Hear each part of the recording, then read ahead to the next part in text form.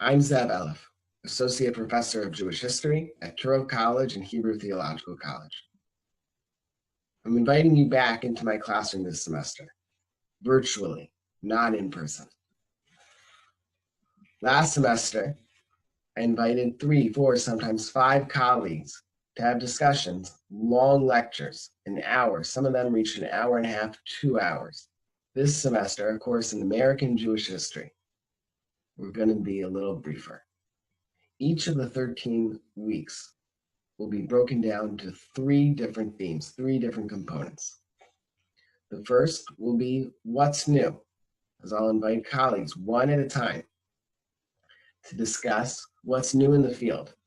How are researchers, how are historians and scholars challenging us to think differently about historical events and how we interpret them? Why is that? Looks at how we got from A to B. What are the nuances? What are the complexities that got us from here to there? And which is it? Takes a look at a historical debate with fresh eyes. We'll review the crux of those arguments and try to piece together the key components of those debates. Each mini episode will be anywhere between 8 and no longer than 15 minutes. We'll start with the colonial period and move through the 18th, 19th, and well into the 20th century. In dreaming up this curriculum, it occurred to me that we also have to think about, why does history matter, especially the past of American Jews? How does the past inform the present? So in preparing some of these lectures, I asked my colleagues, what does history do for the present and the future? As I share with you these 13 weeks of learning, that's 39 lectures, I want to begin here with the first, the insights and the wisdom of 3 colleagues, not just colleagues, but for me, mentors. Riv-Ellen Prell, the University of Minnesota, Jonathan Sarna of Brandeis University, and Gary Zola of Hebrew Union College. I asked each, why ought history resonate for the present? And I would say that one of the most important things about a careful understanding of being Jewish in America is that it is a category that cannot be contained.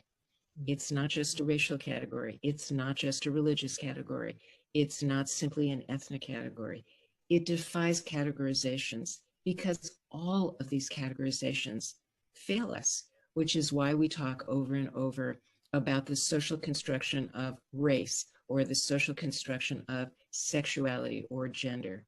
But Jews are really at a moment where there is every reason to identify them as white, and yet they are under attack from sources of hatred who don't see Jews as white. So I think on the one hand, the study of American Jewish history is the study of categorization and the dynamics of where Jews fit in. And while I certainly think Karen Bracken made a in part nice contribution about why Jews are white folks, it's a naive book that believes once Jews were all radical, all part of the labor movement, and then they joined the suburbs, and then they got to be white. Well, anybody who knows anything about American Jewish history knows that wasn't true, that Jewishness has always been a contested category. There have always been internal and external debates.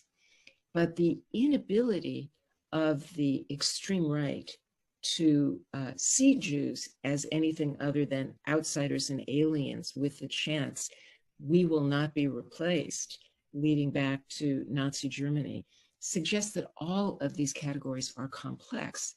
And yet at the same time, we understand that Jews, because they were defined as white, Jews welcomed that categorization with few exceptions, other than, to some extent, certainly communism, the left, radicalism, but they were talking about a class designation, not so much a racial one. They saw African Americans sharing a class with Jews. It was not a racial designation that they imagined. At the same time, we know that Jews did have the protection of whiteness and hence more opportunities, fewer restrictions, much greater opportunities so that we understand how real the racial hierarchy is in America and its devastating consequences. So Jews, if we can say as a subject matter, defy the hierarchy, undermine categorization, and yet we are also studying a group of people who had advantages in that racial hierarchy. And I think that very complexity has so much to teach students today about how complex these issues are. And I think what we've all learned with great pain is that the forces of hatred, not the forces and the struggles for who is an American have been there from the day Europeans came to this continent, and they are still with us in many of the same terms. And that is a tough legacy. So the first thing to remember is we study American Jewish history to remind us that we have a history, that Jewish life in the United States goes back to the 17th century. Too frequently people imagine that it started simply when their own relatives immigrated, but it precedes them by a lot.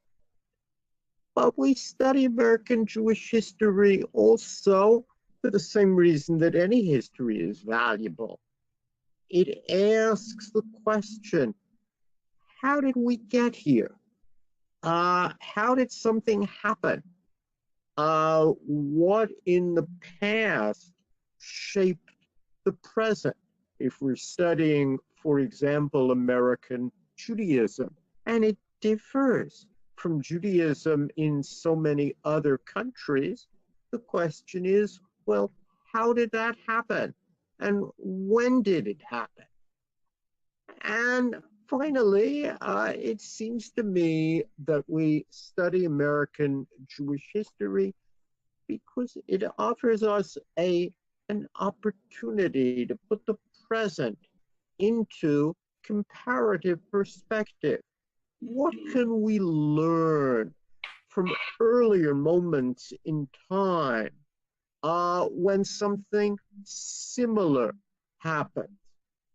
Can we, in a sense, learn from past experience? Have American Jews passed through pandemics and plagues before? It, in a sense, prevents the kind of presentism that some fall prey to, where everything is new and unprecedented, and nothing, no experience can teach us anything.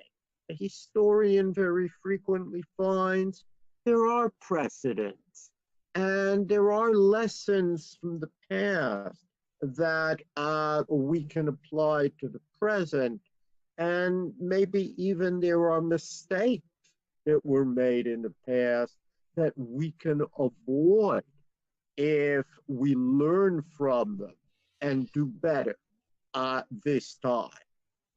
All of these help to explain the value of learning from history. It gives us a sense that we are part of something much larger than ourselves, a long span of history to which we are heir and from which we can learn much.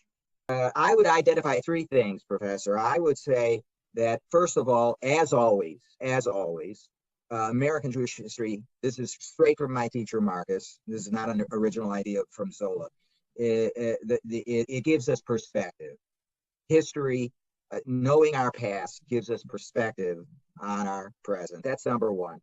Number two, it is also, there's a pedagogical value to history that when people challenge us and question our integration into the American nation, to ask us in you know, as the other. The scientific history that we have, the critical history that has been written, which has infiltrated all of American history. American Jewish history is American history. That has a value that is very important, both in terms of political issues and societal issues, the contributions we've made to the American nation. And the third and final thing I'll just bring up today is there's an inspirational quality to the study of the American Jewish experience, meaning anyone who reads about the struggles and the challenges that and the responses, as Dr. Sarna likes to remind us, to the challenges of the past, it's very hard. I think you have to be almost inured to emotion to not walk away from that and feel inspiration, that inspiration that says to you, look what your forebears did in this country under very difficult circumstances. How can you do less? And that inspiration leads, of course, to action. That's why Dr. Sarna often says, let's not just read history, let's resolve to make history.